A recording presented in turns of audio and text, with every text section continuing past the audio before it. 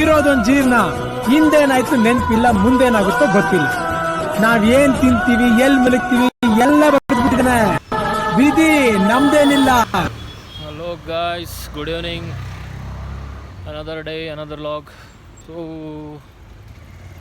ಇವತ್ತು almost logging started in the evening. ಸಂಜೆ log ಇವತ್ತು ಕೂಡ ಮೊನ್ನೆ ಥರ. ಇವಾಗ ಏನಪ್ಪ ವಿಶೇಷ ಅಂದರೆ, I going to my friend home.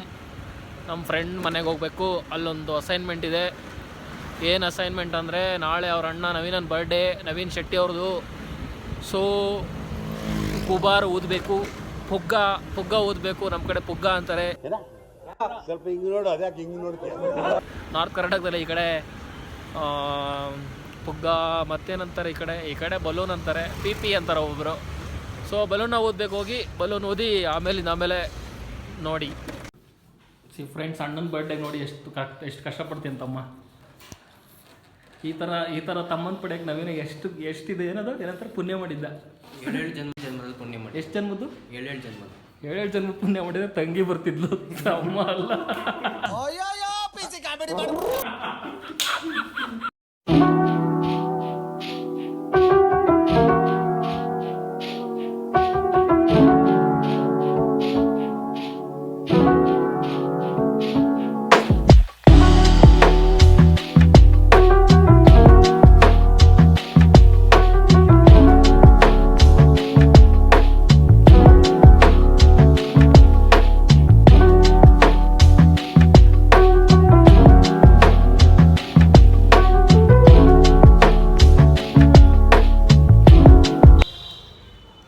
Hi madam, how are you?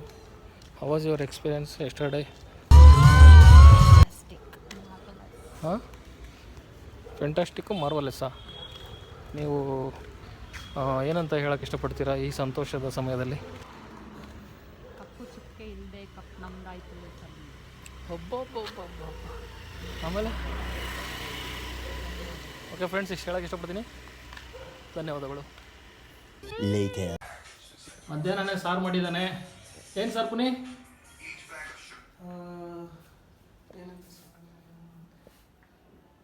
ಹೆಸರು